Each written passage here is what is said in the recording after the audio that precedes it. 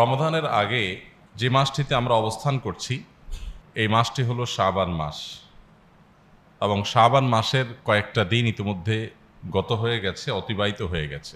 শাবান মাস, এ মাসটি একাধারে রমাদানের আগমনী বার্তাবাহক মাস, আবার রমাদানের প্রস্তুতি গ্রহণের মাস। রমাদানের ক্ষণ গণনা শুরু হয়, দিন গণনা শুরু হয় এই মাস থেকে। এই মাসে প্রিয় নবী সাল্লাল্লাহু আলাইহি সাল্লামের বিশেষ নির্দেশনা, সালাফের বিশেষ কিছু আমল এবং নির্দেশনা আছে যেগুলো আমরা অনুসরণ করা আমাদের কর্তব্য।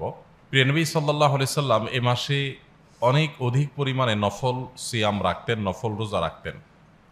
আমরা অনেকেই জেনে থাকব যে শাবান মাস হলো নফল রোজার জন্য সবচাইতে আদর্শ মাস। আম্মা জান আয়েশা রাদিয়াল্লাহু তাআলা আনহা বর্ণিত হাদিসে আমরা জানি, কানা ইয়াসুমু শাবানা ইল্লা কালিলা। প্রিয় নবী সাল্লাল্লাহু আলাইহি সাল্লাম শেষের সামান্য কয়েকটা দিন বাদে প্রায় পুরো শাবান মাস জুড়েই তিনি নফল সিয়াম রাখতেন।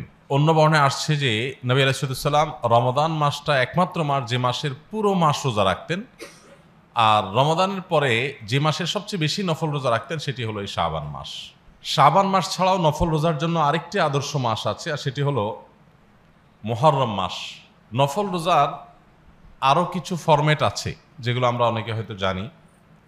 শাবান মাস এবং মুহররম মাস, এই দুটা মাসে সবচেয়ে বেশি পরিমাণে নফল রোজা রাখা, এটা নবী সাল্লাল্লাহু আলাইহি ওয়াসাল্লামের যেমন আদর্শ, ঠিক একইভাবে প্রতি মাসের 3 দিন, চান্দ্র মাসের 13, 14, 15 এই দিনগুলোতে নফল রোজা রাখাও নবী সাল্লাল্লাহু আলাইহি ওয়াসাল্লামের সুন্নাহ। সপ্তাহে 2 দিন, সোম এবং বৃহস্পতিবার নফল রোজা রাখা, এটাও নবী সাল্লাল্লাহু আলাইহি ওয়াসাল্লামের সুন্নাহ। রমাদান পরবর্তী মাস শাওয়াল মাসে 6টি রোজা রাখা, সেটাও নবী সাল্লাল্লাহু আলাইহি ওয়াসাল্লামের সুন্নাহ। আবার জিলহজের প্রথম দশক এর প্রথম 9টা দিন নফল রোজা রাখার কথাও বর্ণিত আছে হাদিসে, বিশেষ করে 9 নম্বর দিন বা আরাফার দিন। তো নফল রোজার অনেকগুলো ফরম্যাটের কথা আমরা জানলাম, এই সবগুলো নবী সাল্লাল্লাহু আলাইহি ওয়াসাল্লামের সুন্নাহ। একাধারে পুরো রমাদান মাস এর বাইরেও আমরা জানলাম যে আরও বিভিন্ন মাসে, প্রতি সপ্তাহে, বিভিন্ন মৌসুমে অনেকগুলো নফল রোজা নবী সাল্লাল্লাহু আলাইহি ওয়াসাল্লাম রাখতেন। আমরা নফল সিয়াম রাখবো আল্লাহর নৈকট্য লাভের জন্য, ওইটাই হলো সিয়ামের উদ্দেশ্য। কিন্তু পাশাপাশি এর যে আরো অনেক উপকারিতা আছে, এটা আজকাল আমরা বুঝতে পারছি। সিয়াম বা নফল রোজার যে উপকারিতা, বা ফরজ রোজা বা যে কোনো রোজার যে উপকারিতা আছে, সেটা আজকাল ডাক্তাররা আমাদের কাছে একেবারে স্পষ্ট এবং পরিষ্কার করে দিয়েছে। আজকাল রোজা রাখার জন্য খুব বেশি মানুষকে বলতে হয় না, কারণ আমরা রোজার স্বাস্থ্যগত উপকারিতার কথা ইতিমধ্যে অনেকে জেনে গেছি, এবং এটার উপরে বহু গবেষণা, অনেক পুরস্কার আন্তর্জাতিকভাবে ইতিমধ্যে দেওয়া হয়েছে শুধু রোজার উপরে গবেষণার ভিত্তিতে। আমরা জানি যে আমাদের সুস্থভাবে বেঁচে থাকার প্রয়োজনে, আমাদের শরীরের অতিরিক্ত চর্বি ইত্যাদি এগুলো বার্ন করার প্রয়োজনে, এবং সুস্বাস্থ্যের জন্য আমাদের মাঝে মাঝে ফাস্টিং করতে হয়। ডাক্তাররা ফাস্টিং করতে বলে। এই যে না খেয়ে থাকা মাঝে মধ্যে, এটা স্বাস্থ্যের জন্য যে খুব দরকারি একটা জিনিস, সেটা এখন আলহামদুলিল্লাহ আমরা সবাই জানি। কিন্তু নবী সাল্লাল্লাহু আলাইহি সাল্লাম বহু আগে বলে গেছেন। ডাক্তাররা গবেষণা করে সেটা অনেক পরে জানছেন, তিনি বহু আগে বলে গেছেন। তিনি যখন বলে গেছেন তখন আমরা হয়তো এর বাহ্যিক উপকারিতা বুঝি নাই যে কি লাভ হবে, কিন্তু পরবর্তীতে আমরা বৈজ্ঞানিক গবেষণার মাধ্যমে বুঝলাম, জানলাম যে তার সে নির্দেশনাগুলোর মধ্যে প্রভূত আমাদের স্বাস্থ্যগত উপকারিতাই আছে।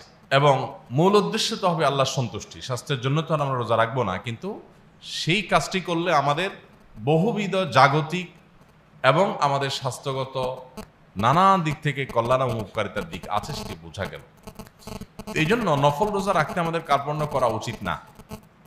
আমরা এখনো অনেকে আছি যে রোজা রাখতে আমরা ভয় পাই, আমরা মনে করি রোজা রাখা কষ্টের। মূলত এটি আমাদের অনভ্যস্ত হওয়ার কারণে মনে হয়। যারা নিয়মিত নফল রোজা রাখেন তাদের অনেকে আছেন যে এক সময় সারাদিন না খেয়ে থাকবেন, এটা চিন্তাও করতে পারতেন না।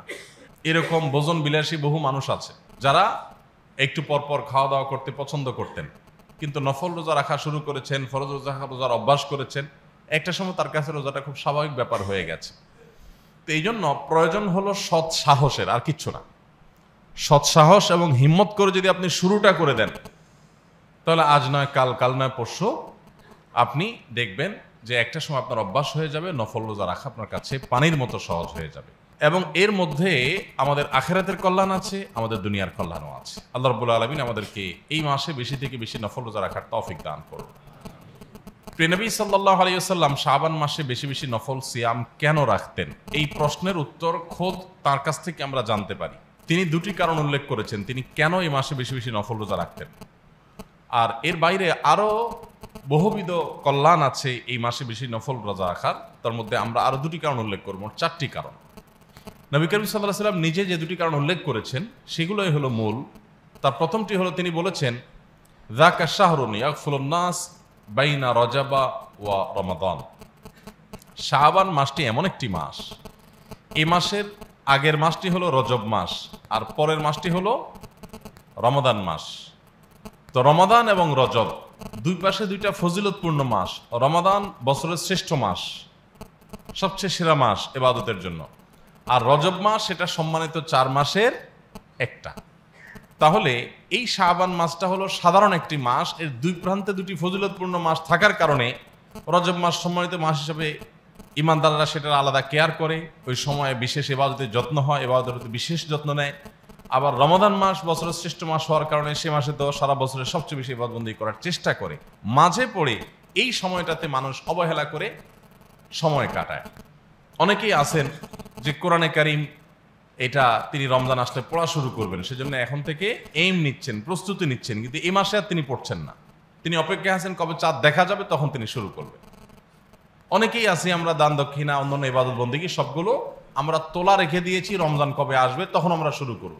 তো মাঝে পড়ে এই সময়টাতে মানুষ গাফেল থাকে, উদাসীন থাকে। আর আমাদের সামাজিক প্রেক্ষাপটে যেটা হয় যে রমাদান আসলে আমরা কি খাবো না খাবো, ইফতারিতে সাহারিতে সেগুলোর প্রস্তুতি এখন থেকে আমরা শুরু করে দেই। তো এই মাসটি মাঝে পড়ে যেহেতু অবহেলিত, নবী সাল্লাল্লাহু আলাইহি ওয়াসাল্লাম বলেছেন সেই জন্য আমি এই মাসে বিশেষভাবে নফল রোজা রাখি। কারণ অবহেলিত সময়ে, অবহেলিত জায়গায়, অবহেলিত ক্ষেত্রে ইবাদত বন্দিগি বা যে কোনো বিষয়ে বিশেষ ফোকাস দেওয়া, মনোযোগ দেওয়ার আলাদা একটা তাৎপর্য আছে। যেমন একজন সাধারণ শ্রমিক, দিনমজুর, একজন রিক্সা চালক, একজন খেটে খাওয়া মানুষ, তাকে হয়তো আগ বেড়ে কেউ গিয়ে সালাম দেয় না। আপনি যদি এই লোকটা অবহেলিত, তাকে কেউ সালাম দেয় না, রেসপেক্ট করে না, সেজন্য আপনি ওই জায়গাটাতে বিশেষ ফোকাস দেন, মনোযোগ দেন এবং সেখানে গিয়ে যদি আগ বেড়ে সালাম দেন, তো নিশ্চয়ই এর একটা আলাদা তাৎপর্য তৈরি হবে যে আপনি সমাজ থেকে অবহেলিত একটি বিষয়কে বিশেষ গুরুত্বের সাথে তুলে এনেছেন। এটি যেরকম একটা তাৎপর্য আছে।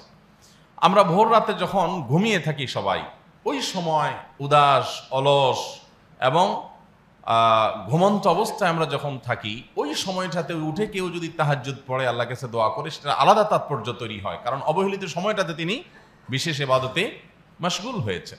একটা জায়গা সবাই পরিষ্কার রাখে, কিন্তু একই প্রতিষ্ঠানের কিছু কিছু জায়গা, এই জায়গাতে কেউ নজর দেয় না, পরিষ্কার করে না, ময়লা হয়ে থাকে। আপনি ওই জায়গাগুলো বিশেষ করে যত্ন নিলেন এবং পরিষ্কার করলেন, এটা একটা আলাদা আবেদন তৈরি হয় যে আপনি ওই সবাই যেটার প্রতি অমনোযোগী সেটার প্রতি আপনি কেয়ার করেছেন। একজনকে সবাই টাকা দেয়, আপনি যাকে কেউ দেন আপনি খুঁজে তাকে নিয়ে দিলেন, নিশ্চয়ই একটা আলাদা গুরুত্ব তৈরি হয়। ঠিক একইভাবে রজব এবং রমাদান এই দুই মাসে মানুষ অনেক ইবাদত করে, এই মাসটি মাঝখানে অবহেলিত। এই জন্য নবী সাল্লাল্লাহু আলাইহি ওয়াসাল্লাম এই মাসটিতে বিশেষ ফোকাস করতেন এবং এই মাসে বিশেষভাবে নফল রোজা বেশি বেশি রাখতেন। এটি হলো এই মাসে তার নফল রোজা বেশি রাখার একটি কারণ। দ্বিতীয় কারণ হলো তিনি বলেছেন, যাকা শাহরুন তুরফাউ ফীহিল আমালু ইলা রাব্বিল আলামিন।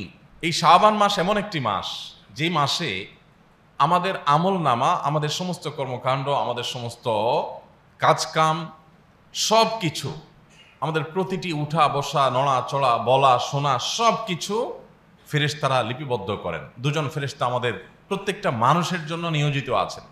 তারা আমাদের জন্ম থেকে নিয়ে মৃত্যু পর্যন্ত আমরা কি করছি না করছি, কোথায় কি করছি, কোন দিকে তাকাচ্ছি, চোখ দিয়ে কি করছি, কান দিয়ে কি করছি, মনে কি চিন্তা করছি, সব কিছু তারা লিপিবদ্ধ করেন। এটাই আমাদের আমলনামা। এই আমলনামা কিয়ামতের ময়দানে তো চূড়ান্তভাবে সারা জীবনটা উপস্থাপিত হবে এবং সেটাকে আল্লাহ তাআলা বিচার বিশ্লেষণ করবেন। আর দুনিয়াতে আমাদের এই আমলনামাগুলোকে 3 ধাপে আল্লাহর কাছে উপস্থাপন করা হয়। একটা হয় প্রাত্যহিক, প্রতিদিন সকাল এবং সন্ধ্যায় ফেরেশতারা আমাদের আমলনামা আল্লাহর কাছে পেশ করেন।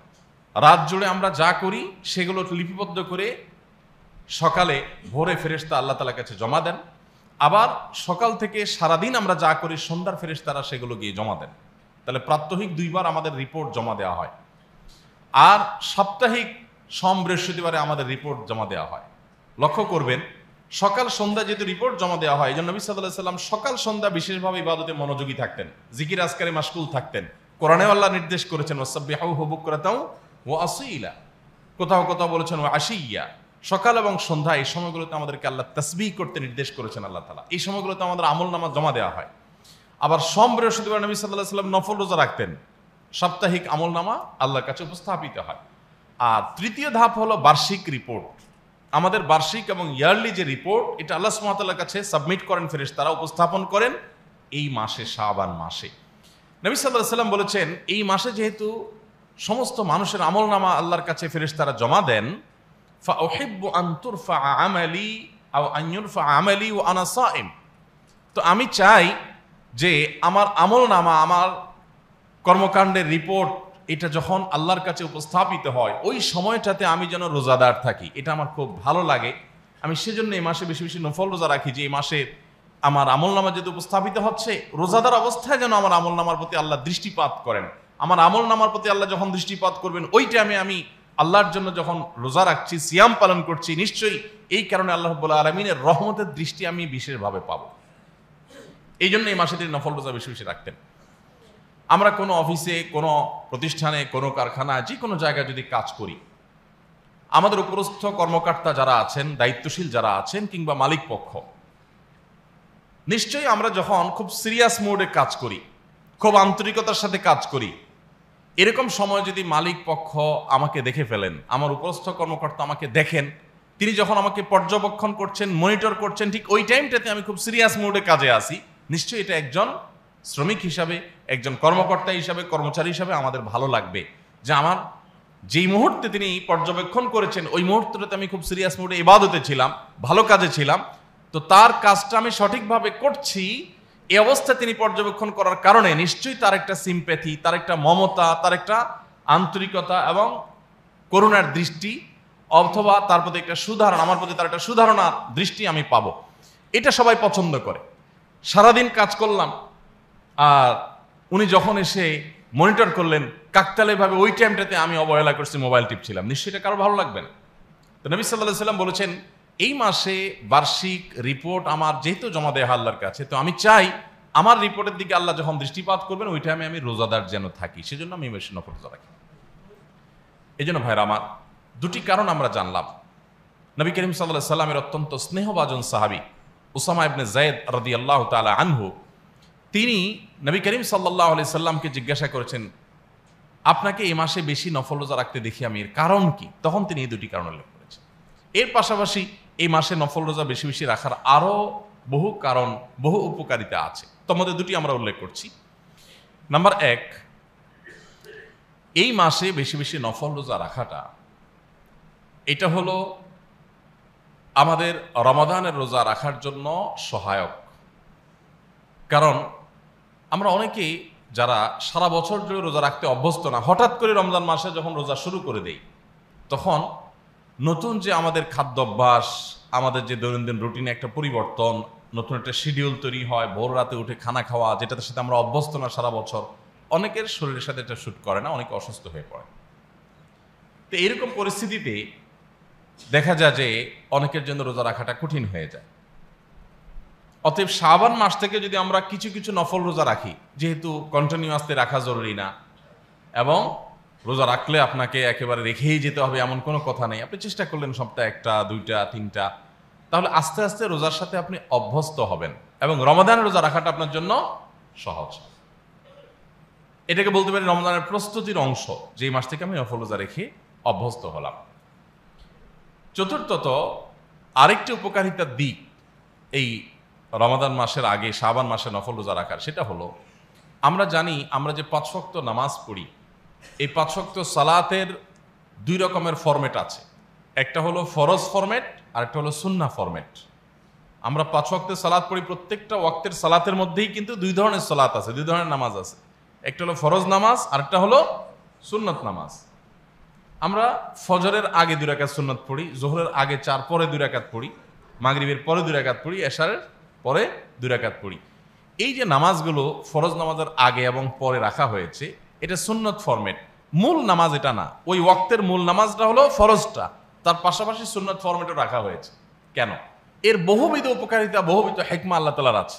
তবে এর ভিতরে একটা হেকমা এটাও যে আমরা যখন কোনো গুরুত্বপূর্ণ কাজ করি তখন সেই কাজ করবার আগে পরে আমরা সেটার একটা মহড়া দেই, একটা প্রস্তুতি নেই, একটা ওয়ার্ম আপ করি, একটা রিহার্সেল করি, যাতে করে মূল কাজটা সঠিকভাবে হয়। কোনো একটা গুরুত্বপূর্ণ কাজ করতে গেলে যদি সেখানে একটা এনআইডি বা পাসপোর্টের ফটোকপি দরকার হয়, অথবা এরকম কোনো একটা কাজের একটা কপি দরকার হয়, সেখানে আমরা এক্সট্রা আরও 1-2টা কপি সাথে রাখি, যদি কোনো কারণে একটা কপি নষ্ট হয়ে গেল যাতে আমি এটা দিয়ে কাজ সারতে পারি। সতর্কতার জন্য আমরা এরকম ব্যবস্থা গ্রহণ করি। কিয়ামতের দিন বান্দার ফরজ আমলের হিসাব যখন আল্লাহ তাআলা নিবেন, ফরজ নামাজের হিসাব যখন নিবেন, কোনো নামাজ কোনো কারণে রিজেক্টেড হলো, বাতিল হলো, গ্রহণযোগ্য হলো না, আল্লাহ সুবহানাহু ওয়া তাআলা নফল বা সুন্নত নামাজ দিয়ে সেটার ঘাটতি পূরণ করবেন। তো এই জন্য একদিকে প্রস্তুতি, অপরদিকে সতর্কতামূলক ব্যবস্থা হিসাবে ফরজ নামাজের আগে এবং পরে যেরকম সুন্নত নামাজের ব্যবস্থা আল্লাহ রেখেছেন, ঠিক একইভাবে রমাদানের 30 দিন ব্যাপী পুরো মাসের যে রোজার সিয়াম সাধনার বিশাল মহান ইবাদত আসছে, সেই ইবাদত মূল ইবাদতে প্রবেশের আগে এবং পরে নফল রোজারও 2টা ফরম্যাট ওই নফল সুন্নত নামাজের মতো আছে। রমজানের আগের সুন্নত রোজা হলো এই শাবানের রোজা, আর রমজানের পরের সুন্নত রোজা হলো শাওয়ালের 6টি রোজা। ঠিক 5 ওয়াক্ত নামাজের মতোই 2 ধরনের ফরম্যাট আল্লাহ তাআলা রেখেছেন। অতএব আপনি শুধু ফরজ নামাজ পড়লেন, সুন্নতগুলো কখনোই পড়লেন না, এটা যেরকম আপনার ওয়াক্তের সালাত আদায়ের ক্ষেত্রে পরিপূর্ণতা হলো না, ঠিক একইভাবে আপনি শুধু রমজান রোজা রাখলেন, আগে পরে নফল সুন্নতগুলোর প্রতি গুরুত্ব দিলেন না, এক্ষেত্রেও আপনি ক্ষতিগ্রস্ত হলেন, লাভবান হলেন না, আপনি বঞ্চিত হলেন। অতএব এই মাসে বেশি বেশি নফল রোজা রাখার অভ্যাস আমাদের গড়ে তোলা দরকার এবং চেষ্টাটা শুরু করা দরকার। আমরা যারা চাকরি করি, জব করি, দোকানদারি করি, ব্যবসা প্রতিষ্ঠানে কাজ করি, আমাদের অনেকেই সকাল থেকে উঠে আমাদের ডিউটির প্রস্তুতি নিতে হয়। আমরা হয়তো চিন্তা করি তাহলে রোজা কিভাবে রাখবো।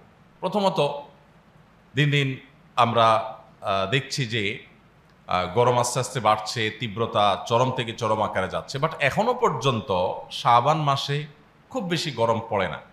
আমরা চাইলে একটু চেষ্টা করলেই এই মাসে বেশি বেশি নফল রোজা আমরা রাখতে পারি। অতএব প্রয়োজন হলো যেটি শুরুতে বলেছি সেটি হলো হিম্মত, সৎসাহস, যে আমি শুরু করব। এতে আপনি মরে যাবেন না, একটু কষ্ট হবে এবং সেটাও প্রথম প্রথম। আপনি আস্তে আস্তে অভ্যস্ত হয়ে গেলে এরপর দেখবেন রোজা রেখে বরং আপনার আরো প্রশান্তি অনুভব হচ্ছে, আপনার শরীরটা অনেক হালকা মনে হচ্ছে। একটা সময় যখন এত বেশি মানুষের সচ্ছলতা ছিল না, তখন গরিব মানুষেরাও, এমনকি মধ্যবিত্ত নিম্ন মধ্যবিত্তের মানুষেরাও, সমাজের বিভিন্ন শ্রেণীর মানুষেরাও অনেক বেশি খেতে পারলে মনে করতো যে আমি কিছু একটা ঘটায় ফেলছি, যে অনেক কিছু খেতে পারছি। এখন কিন্তু মানুষ সেই জায়গায় নাই। এখন প্রত্যেকটা মানুষ খাওয়ার সময় কেউ হিসাব করে খায়, তাই না?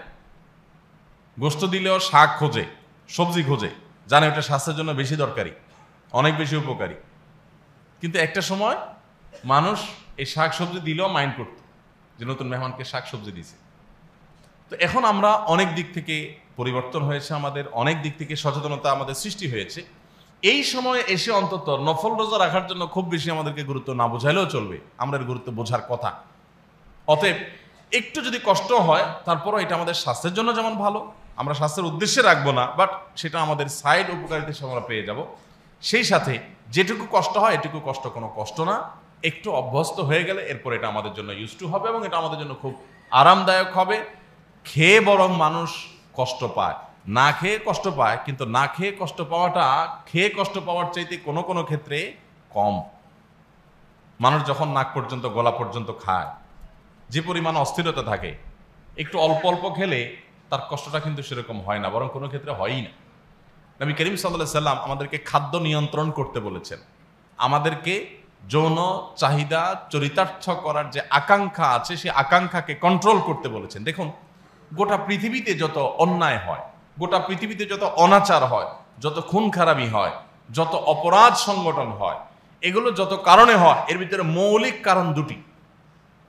একটি হলো ক্ষুণ্ণবৃত্তির জন্য, একটা হলো যৌনবৃত্তির জন্য। পেটের ক্ষুধা মেটাবার জন্য, খাবার জোগাড়, টাকা পয়সা, এটার জন্য মানুষ অপরাধে নামে। আরেকটা হলো যৌন আকাঙ্ক্ষা, যৌন চাহিদা চরিতার্থ করার জন্য মানুষ অপরাধে নামে। ইসলাম এই দুইটাকে আমাদের কন্ট্রোল করতে শিখিয়েছে।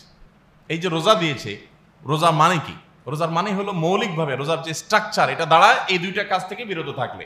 পানাহার বর্জন আর যৌনতা পরিহার। এর মানে হলো যে একজন মুসলমান এটা রিহার্সেল করবেন, তিনি এটার রীতিমতো ট্রেনিং নেবেন, প্রশিক্ষণ নেবেন, রীতিমতো এটার সাথে তিনি অভ্যস্ত হবেন, ইউজ টু হবেন। তিনি চেষ্টা করবেন যাতে করে তিনি আস্তে আস্তে আস্তে আস্তে আস্তে নিজের এই চাহিদাগুলোকে কন্ট্রোল করতে শিখেন। তিনি রোজা রেখে তার ক্ষুধার্ত, খাবার খেতে ইচ্ছা করছে, পিপাসার্ত, পান করার দরকার আছে, বাট তিনি করছেন না। এই যে নিয়ন্ত্রণ, আমার মনে চাইলেই যে আমি সেদিকে হাত বাড়াবো না, এই নিয়ন্ত্রণ করাটা শিখায় সওম বা সিয়াম। ঠিক একইভাবে যৌন আকাঙ্ক্ষা চরিতার্থ করার বৈধ খাত আছে, ক্ষেত্র আছে, তারপরও যেহেতু আমি রোজাদার, অতএব এই সময় আমার জন্য এটা নিষিদ্ধ, আমাকে কন্ট্রোল শিখায়। দেখুন, আমরা একটা কথা প্রায় বলি, ডক্টর আব্দুল্লাহ জাহির রহমতুল্লাহ আলাইহি বলতেন যে মানুষের যৌন আকাঙ্ক্ষা শুধু মানুষের না, অন্য সমস্ত পশু পাখির, এটা প্রমোটেড বাই আল্লাহ সুবহানাহু ওয়া তাআলা, বা এটা প্রমোটেড সৃষ্টিগতভাবে।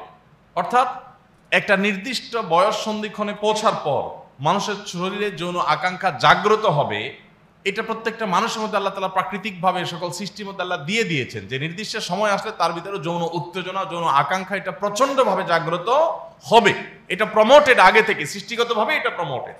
এখন এই প্রমোটেড জিনিসটাকে নতুন করে আরো প্রমোশন দিতে হয় না, বরং প্রমোটেড জিনিসটাকে কন্ট্রোল করতে হয়। যে কোনো জিনিস যদি আগে থেকে প্রমোটেড থাকে সেটাকে কন্ট্রোল করতে হয়। একটা গতিশীল গাড়িকে নিয়ন্ত্রণের চিন্তা করতে হয়, ওটার গড়ি আরো বাড়ানোর চিন্তা করতে হয় না। একটা গতিশীল গাড়ি এমনি গতিতে আছে, পেছন থেকে যদি আপনি আরেকটা গাড়ি দিয়ে ধাক্কা দেন তো অ্যাক্সিডেন্ট করবে। বরং গাড়ি গতিতে উঠে গেছে, এখন সবার দায়িত্ব, ড্রাইভারের দায়িত্ব হলো গাড়ি কিভাবে কন্ট্রোলে থাকে সেই চেষ্টা করা। আল্লাহ সুবহানাহু ওয়া তাআলা সেজন্য দেখবেন ইসলামে যত বিধিবিধান দিয়েছে, আমরা অনেকেই আপত্তি তুলি যে হুজুরদের আর খেয়ে খেয়ে কাজ কাম নাই, এটা হারাম, ওইটা হারাম, এটা করা যাবে না, ওইটা করা যাবে না, যত সব বাধা বিপত্তি, যত সব গন্ডগোল, যত সব নিষেধাজ্ঞা আর ঝামেলা, এসব মৌলবি সাহেবরা পাতায়। আল্লাহ রাব্বুল আলামিন আমাদের কল্যাণ চান, সেজন্য আল্লাহ তাআলা আমাদেরকে নিষেধ করেন। একজন শিশু, একজন কিশোর, সে তার ভালো মন্দ সব ক্ষেত্রে বোঝে না, বোঝার কথা না। এই জন্য তার অভিভাবক, তার মা বাবা তাকে নিষেধ করে, বাবা এটা করা যাবে না, অমুকের সাথে ঘোরা যাবে না, অমুকের সাথে চলা যাবে না, অমুক জায়গায় যাওয়া যাবে না। এই বাচ্চা, অনেক ক্ষেত্রে এই বাচ্চারা দেখবেন কিন্তু মা বাবার প্রতি চরম বিরক্ত। প্রত্যেকটা ঘরে ঘরে দেখবেন বাচ্চারা মা বাবার প্রতি বিরক্ত, কারণ যত বাধা বিপত্তি সব কে দেয়? এই মা বাপই দেয়। বাহিরের মানুষজন, আঙ্কেলরা বাধা টাধা দেয় না, বরং সিগারেট ধরালে কেউ বলে যে আগুন লাগবে কিনা বাবা, কারণ তার তো হেডেক নাই, সে তাকায়ও না। একটা কিশোর, সে ধূমপান করবে, মাদকের দিকে চলে যাবে, শত শত হাজারো মানুষ তাকিয়ে থাকবে, তার দিকে মনোযোগ দিবে না, কারণ তার তো এখানে বিশেষ কোনো আগ্রহের জায়গা নেই, এই জন্য সে তাকায় না। কিন্তু তার মা বাপ যদি দেখে, তাহলে তো পারলে তারা আস্ত গেড়ে ফেলবে, এমন অবস্থা। এখন বাচ্চার মনে হয় যে যত সব আপত্তি বিপত্তি সব আমার মা বাপের, এই জগতে আর তো কেউ আমার তো বাধা বিপত্তির মুখোমুখি করে না, সব বাধা বিপত্তি এই লোকগুলো করে, তাহলে এরাই মনে আমাদের শত্রু। এরকম একটা ভাব বাচ্চাদের দেখবেন মা বাবা করে, চরম বিরক্ত, তাই না? অথচ আমরা সবাই জানি যে মা বাবার চাইতে আপন বাচ্চার জন্য আর কেউ নাই। মা বাবা তাকে ভালোবাসা দেখেই কিন্তু তার জন্য ওই যে বিধি নিষেধগুলো একটা পর একটা আরোপ করে, কারণ এগুলো তার জন্য ক্ষতি করে, তারা জানেন এবং ভালোবাসেন দেখে যে কোনো মূল্যে সেখান থেকে বিরত রাখার চেষ্টা করে। ঠিক একইভাবে আমাদের মহান মালিক আল্লাহ রাব্বুল আলামিন, আমাদের মহান সৃষ্টিকর্তা, তিনি জানেন আমরা কোন পথে গেলে এর শেষ মাথায় কি থাকবে, গর্ত থাকবে নাকি ফুলের বাগান থাকবে, সেটা আল্লাহ তাআলা জানেন। আমরা সবকিছু জানি না। মানুষ এক্সপেরিমেন্ট চালায়, মানুষ পরীক্ষা চালায়, মানুষ অভিজ্ঞতা অর্জন করার চেষ্টা করে নিজের বুদ্ধি বিবেক দিয়ে। অনেক ক্ষেত্রে সে সফল হয়, অনেক ক্ষেত্রে সে ব্যর্থ হয়, অনেক সময় তার তিক্ত অভিজ্ঞতা হয়, কিন্তু ব্যাকে আসার, পেছনে আসার কোনো সুযোগ আর থাকে না, কারণ জীবনের গাড়ির গিয়ারে সামনে যাওয়ার সুযোগ আছে, ব্যাক গিয়ার নাই, পিছনে আসার সুযোগ থাকে না। তো আল্লাহ রাব্বুল আলামিন সেজন্য আমাদেরকে বিধি নিষেধগুলো আরোপ করেছেন, এগুলো আমাদের কল্যাণার্থে। কোরআন আল্লাহ বিভিন্ন জায়গায় বলেছেন, আল্লাহ তাআলা তোমাদের যা বিধিবিধান দিয়েছেন এগুলো সারা আলাকুম, তোমাদের জন্য আল্লাহ তাআলা দিয়েছেন, তোমাদের কল্যাণার্থে, এছাড়া অন্য কিছু। অতএব এই যে সিয়ামের নির্দেশ আল্লাহ আমাদেরকে দিয়েছেন, এটি আমাদেরকে ওই যে কন্ট্রোলের নির্দেশ করেছেন। এই কন্ট্রোলটা ইসলাম শিখাইছে। আপনারা দেখবেন সেকুলার দুনিয়া বা সাধারণ দুনিয়া, তারা আমাদের আকাঙ্ক্ষাগুলোকে আরো প্রমোশন দেওয়ার প্রবক্তা, তারা আরো প্রমোটেড করে সেগুলোকে। সেটা যৌনতা বলেন, সেটা খাদ্য খাবার বলেন, সবকিছু মার্কেটিং, প্রচারণা, বিলবোর্ড, আপনার বিজ্ঞাপন, নানা রকমের প্রচার করো, যত ভালো ভালো রসালো খাবার আছে, আপনার মুখে পানি আসার মতো খাবার আছে, যত আইটেম আছে, এগুলো যত বেশি প্রদর্শন করতে পারো, বিশেষ করে আপনার এই বর্তমান পৃথিবীতে, মুক্তবাজার অর্থনীতির পৃথিবীতে, তথাকথিত আধুনিকতার এই পৃথিবীতে এই প্রচারই প্রসার, এই স্লোগানের উপরে ভিত্তি করে সব কিছুকে যত আকর্ষণীয় হবে, যত লোভনীয় হবে, সব কিছুকে প্রচার করে দেওয়ার প্রবক্তা হলো আজকের এই সভ্যতা, আজকের এই সমাজ। ইসলাম সেটা বলে না। ইসলাম বলে যে এই জিনিসগুলোকে খুব বেশি প্রচার করার প্রয়োজন নাই, যতটুকু প্রচার করা দরকার ততটুকু ডেফিনেটলি প্রচার করবেন, কিন্তু যেটা প্রচার করার জন্য আপনার বিশেষ কোনো কারণ নাই সেটা প্রচার করবেন না। এই যে খাবার, নবী করিম সাল্লাল্লাহু আলাইহি সাল্লাম খাবারের ক্ষেত্রে বলেছেন, তোমরা যদি খাবার রান্না করো ভালো কোনো খাবার, তাহলে হয় তুমি সেই খাবারের পরিমাণ বাড়িয়ে তোমার প্রতিবেশীর বাসায় পৌঁছাবে, আর যদি না পৌঁছাও তো অন্তত ঝোল বাড়িয়ে দিয়ে তার বাসায় পৌঁছাবে। নবী সাল্লাল্লাহু আলাইহি ওয়াসাল্লামের হাদিসের মর্ম হলো এরকম যে তুমি যেন তোমার ভালো খাবারের গ্রানে আশপাশের গরিব অভাবী মানুষের কষ্টের কারণ যেন না হয়। আর আজকাল তো শো অফের দুনিয়াতে আমরা কত প্রচার করব, ভালো খাইলাম হোটেলে একদিন, তো ওই দিন সেলফি না তুললে তো আমাদের হজমই হয় না, তাই না? আমি কোথাও খেলে সাধারণত চেষ্টা করি খাবার সময় যেন কেউ ছবি না তুলে লক্ষ্য করে, তারপরে চুরি টুরি করে কোথাও মানুষ তুলে ফেলে, এবং যারা তুলে তারা অবশ্যই অন্যায় করে এবং নিষেধাজ্ঞা অমান্য করে এবং তারা তুলে ভালো কাজ করে না। এই যে একটা ব্যাপার, খাবারের কথা বললাম, তো এই যে ব্যাপার, এই প্রচারণাগুলোর মাধ্যমে কি হয়, মানুষ সুখী হয় না।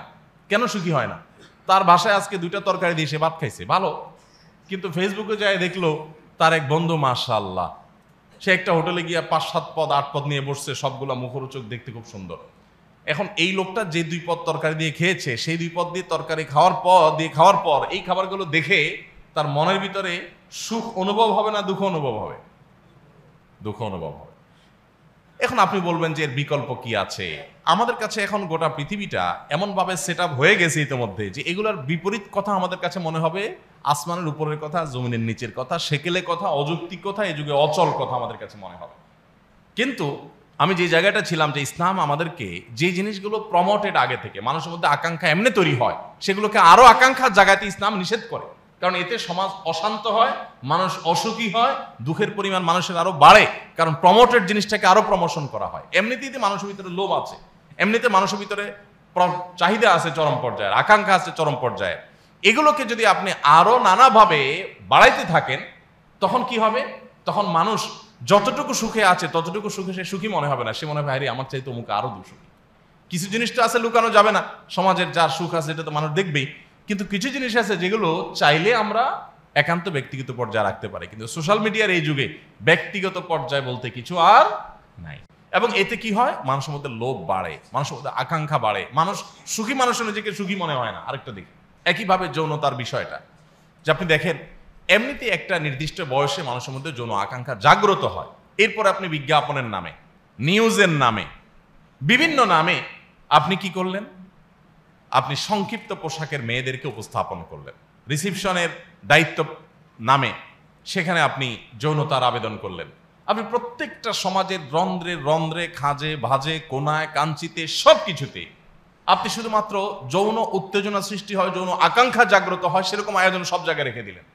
টেলিভিশনে তাকাবেন, দেয়ালে তাকাবেন, পোস্টারে তাকাবেন, পেপার পত্রিকায় তাকাবেন, বিজ্ঞাপনে তাকাবেন, তথাকথিত নাটক সিনেমায় তাকাবেন, আপনি সাহিত্য পড়ার নাম করে উপন্যাস পড়বেন, আপনি পরীক্ষা দিয়েছে শিক্ষার্থীরা সে নিউজ পড়তে যাবেন, সেখানেও ইচ্ছাকৃতভাবে ওই মেয়েদের ছবিগুলোকে সামনে আগে আনা হয়। এবার প্রত্যেকটা ক্ষেত্রে আপনি সমাজটাকে এমনভাবে দাঁড় করিয়েছেন যে মানুষের ভিতরে এমনিতেই তো তার ভিতরে আকাঙ্ক্ষা জেগে আছে, সেটাকে আরো আপনি জাগ্রত করছেন, সেটাকে আরো উত্তেজিত করে দিচ্ছেন। ফলে কি হচ্ছে?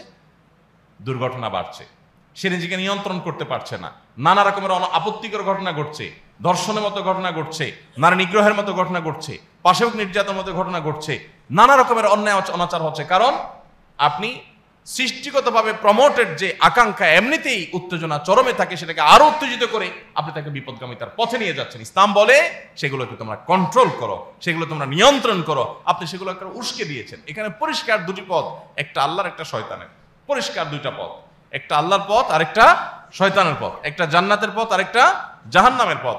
জাহান্নামের পথ, এই পথটা দেখতে অনেক চকচকে, এই পথটা দেখতে অনেক সুন্দর, এই পথটা দেখতে অনেক জাঁকজমকপূর্ণ, এই পথটায় মানুষ যেতে অনেক আগ্রহ বোধ করে। এই পথটা যেন আপনি যেতে পারেন, এজন্য বিহাইন্ডে, ভেতর থেকে শয়তান আপনার পেছনে কাজ করে এবং সে আপনাকে উত্তেজিত করে। আপনার শরীরের রক্তে, মাংসে, অস্থি, মজ্জায় মিশে যাওয়ার ক্ষমতা আল্লাহ তাকে দিয়েছেন। সে সেভাবে মিশে যায় এবং মিশে গিয়ে আপনাকে নানাভাবে প্রভাবিত করে। আপনার ঈমানের শক্তি, আপনার বিবেক বিবেচনা বোধ, কোরআন হাদিসের নির্দেশ, আল্লাহর রাসূল এবং নবীগণের ওয়ারিস ওলামায়ে কেরাম, তারা আপনাকে সতর্ক করে জান্নাতের পথে আনতে চেষ্টা করেন। কিন্তু আল্লাহ তাআলা গোটা কোরআন জুড়ে ইতিহাস দিয়েছেন। আপনি কোরআনের শুরু থেকে শেষ পর্যন্ত খুলে দেখেন, দেখবেন মানব ইতিহাসের শুরু থেকে আজও পর্যন্ত সকল সমাজে, সকল সভ্যতায়, সব জায়গায়, সব যুগে মানুষ নবীদের কথা, রাসূলদের কথা, আল্লাহর কথা, কোরআন হাদিসের কথা, জান্নাতের দিকের আহ্বান, এটাতে খুব কম সংখ্যকই সাড়া দিয়েছে। সব যুগে আপনি কোনো যুগে দেখাতে পারবেন না যে সমাজের বিপুল পরিমাণ মানুষ নবী রাসূলদের কথা শুনেছে, কোনো কালেই না। আজকে আমরা অনেকে মনে করি যে হুজুরদের এই দুর্দশা, বেচারারা এত চিল্লাচিল্লি করে, কেউ তাদের কথা শুনে না, পাত্তা দেয় না। এই ভ্যালেন্টাইন ডে নিয়ে হুজুররা এত কিছু বললো, কই কিছু কি থামছে? হুজুরদের কথা কে শুনে? এমন একটা ভাব আমরা অনেকে জাহির করি যে হুজুরদের কথা কে শুনে। ভাইরা আমার, এখানেই হলো চমক। এই কে শুনে, এর মধ্যে লুকায়িত আছে সত্য এবং অসত্যের পথের মূল সূত্র। সকল যুগে নবী রাসূলদেরকে এই কথাই বলা হয়েছে। আপনি কোরআন খোলেন, কোরআন তো আজকের জিনিস না, নাজিলি হয়েছে 1450 বছর আগে, হাজার হাজার বছর আগের পুরো ইতিহাস এখানে আছে কোরআনে। প্রতি পাতায় পাতায়, সূরায় সূরায় আপনি দেখবেন কোরআনে একই ইতিহাস। আমি বিশেষ করে এই রমাদানের তারাবির সার সংক্ষেপ বইটা লিখতে গিয়ে কোরআনের শুরু থেকে শেষ পর্যন্ত নিবিড়ভাবে প্রতিটা পাতায় পাতায় আলাদা করে একটু বিশেষ মনোযোগ দিয়ে যে পড়ার সুযোগ হয়েছে, আমি তখন আমার উপলব্ধি জাগ্রত হয়েছে। সুবহানাল্লাহ, গোটা কোরআন পড়লে একদিক থেকে মনে হয় যে হায় হায়, এই শব্দ তথাকথিত আমরা যেটাকে সাফল্যের মানদণ্ড মনে করি, যে অমুক দাঁড়াইছে আর গোটা এলাকার সব মানুষ তার পক্ষে হই হই রই রই চলছে, এত ফলোয়ার্স, এত ফ্যান, এত তার ভক্ত। কোরআনে তো এর উল্টাটা দেখি। প্রত্যেক পাতা পাতা যত ঘটনা আছে, সব ঘটনাই দেখবেন যে ঘটনাগুলো বাহ্যিকভাবে মনে হয় বেদনাদায়ক, খুব দুঃখজনক। কেন? কারণ নবীরা এসেছেন, দাওয়াত দিয়েছেন, মানুষ তাদের ডিনাই করেছেন, তাদের হত্যা করেছেন, লাঞ্ছনা করেছে, অপমান করেছে, গালিগালাজ করেছে, হেয় করেছে। বলছে তোমাদের কথা কে শুনে? ওমা নারাকা তাবাআকা ইল্লাল্লাযীনা হুম আরাদিলুনা বাদিয়ার রাই, কোরআনের আয়াত, যে তোমাকে কথা কি শুনবো? আমি দেখি সমাজের অশিক্ষিত পাগল ছাগলটা তোমার কথা শুনে, আমরা ভাড়া ছাগলটা তোমার কথা শুনি না। যুগে যুগে সমস্ত কাফিররা এইভাবে বলেছে। আজকে যারা মনে করছেন যে হুজুরদের কথা কে শুনে, আরে হুজুররা কত কিছু বলে, সমাজ দেশকে হুজুরদের কথা চলে কিনা, এটাই হলো আপনার সত্য এবং অসত্য, এটাকে অনুসন্ধান করে বের করে আনার মূল সূত্রটা। যে যাদের কথা কেউ শোনে না, এরা নবীদের ওয়ারিস। নবীদেরকে এই একই কথা বলা হয়েছে যুগে যুগে। যারা বলেছে ওরা ইতিহাসের আস্থা করে নিক্ষিপ্ত হয়ে গেছে, ওদের নামটা পৃথিবীতে নেওয়ার মানুষ নাই, নবীদের মা স্বর্ণের অক্ষরে তাদের নাম এখনো জলজল করে উজ্জ্বল এবং জ্বলে সারা পৃথিবীতে। আমি একটা কথা প্রায় বলি, পৃথিবীর বয়স বিজ্ঞানীরা বলে লক্ষ লক্ষ কোটি কোটি বছর। যাই হোক না কেন, কোরআন তার কোনো নির্দিষ্ট ফিগার বলে দেয় না যে এত বয়স পৃথিবী। যেটাই হোক না কেন, হাজার হাজার হোক, লক্ষ লক্ষ হোক, যত বছর বয়স হোক না কেন, পৃথিবীর ইতিহাসের শুরু থেকে আজও পর্যন্ত আপনি একটা উদাহরণ আমাকে দেখাতে পারবেন না যে আল্লাহদ্রোহী, আল্লাহর প্রতি অবিশ্বাসী কোনো মানুষ অমর হয়েছে।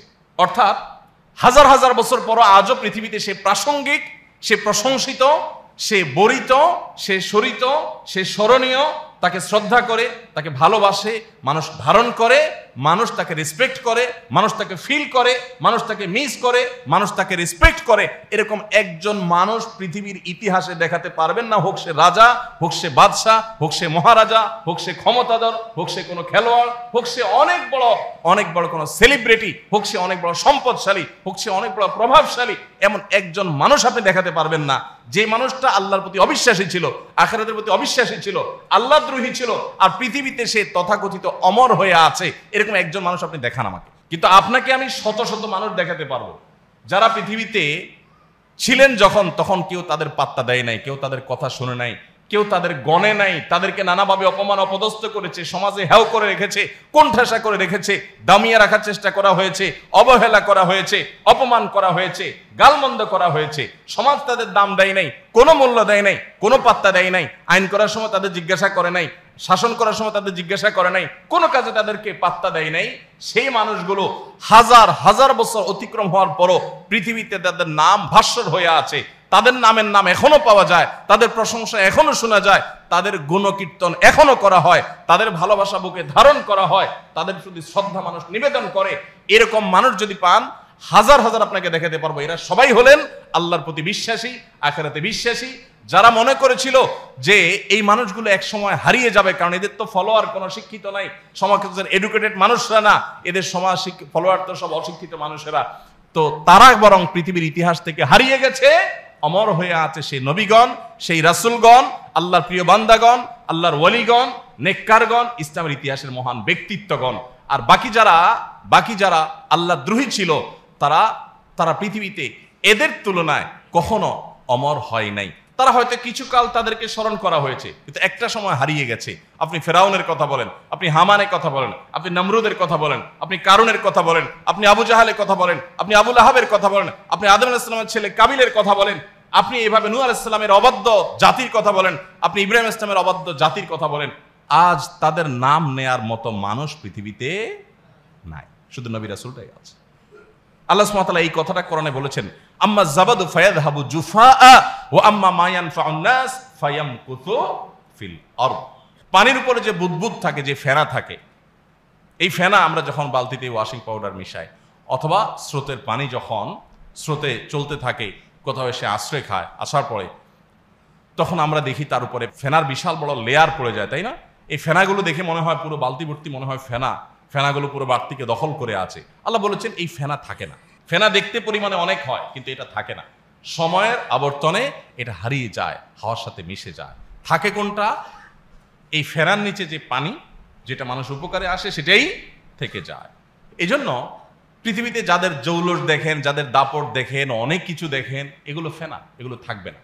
থাকবে সেটাই যেটা মানব জাতির কল্যাণ বয়ে আনবে। অতএব আপনি যদি ইসলামকে ধারণ করেন, আপনি সৌভাগ্যবান হবেন, আল্লাহর কোনো ঠেকা পড়ে নেই। আলেমরা তাদের দায়িত্ব পালন করছেন শুধুমাত্র। আমি কোরআনকে এইভাবে স্টাডি করার পর আমার অনেক ভালো লাগা কাজ করে, বিশেষ করে যখন দেখি যে আলেম হিসাবে আমরা অবহেলিত, আমরা নিগৃহীত, তখন আমার আরো ভালো লাগা কাজ করে। এটা তো নবী রাসূলদের ইতিহাসেরই পুনরাবৃত্তি। অতএব সৌভাগ্যবান তারা যারা সত্য এবং অসত্যকে উপলব্ধি করে সত্যকে গ্রহণ করতে পেরেছে। আল্লাহ তাআলা আমাদেরকে এই সত্য এবং অসত্যের যে দ্বন্দ্ব, হক এবং বাতিলের যে দ্বন্দ্ব, এই দ্বন্দ্বের মধ্যে আল্লাহ তাআলা আমাদেরকে সত্যকে গ্রহণ করার তৌফিক নসিব করুন। ভাইরা আমার, তাহলে যেটি আমি বলছিলাম এবং যেখান থেকে এই কথা এতদূর কথা আসলো, সেটি হলো যে আমাদের মধ্যকার যে বিভিন্ন আকাঙ্ক্ষাগুলো আছে, সিয়াম বা রোজা, সেগুলোকে কন্ট্রোল করতে শেখায়। এই জন্য আল্লাহ বলেছেন লাআল্লাকুম তাত্তাকুন, রোজা রাখলে লাভ হবে, তোমরা মুত্তাকি হতে পারবা। কারণ রোজা রাখার মাধ্যমে তুমি কন্ট্রোল করার রিহার্সাল করতে পারবা, শিখতে পারবা।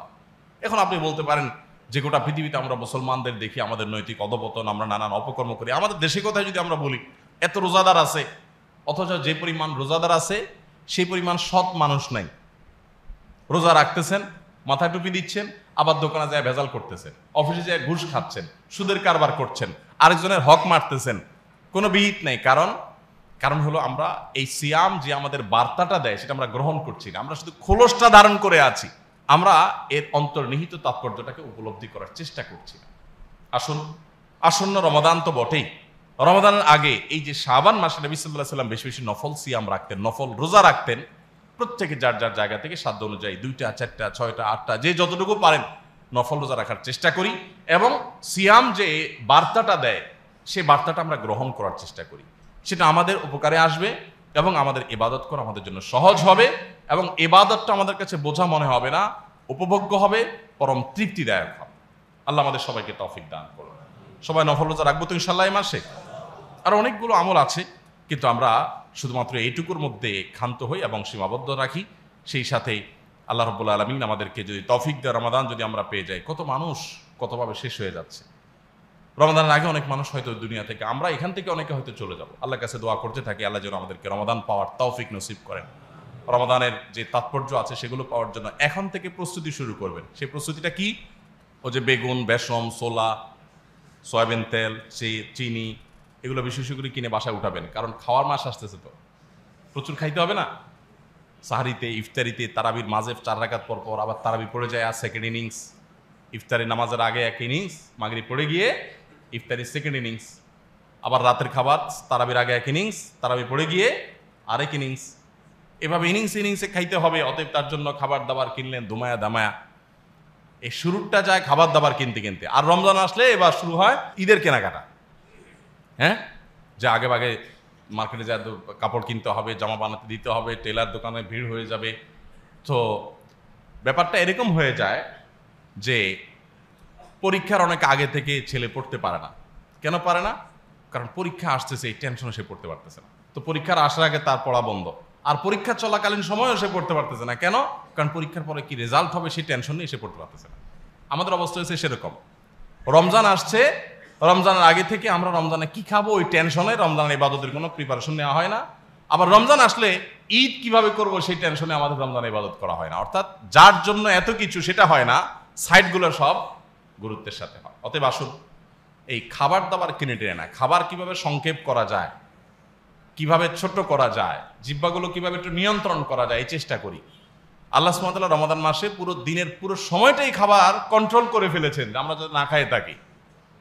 অথচ আমরা রমাদান মাসে যেই পরিমাণ খাই অন্য 4 মাসে ওই পরিমাণ খাই কিনা সন্দেহ আছে।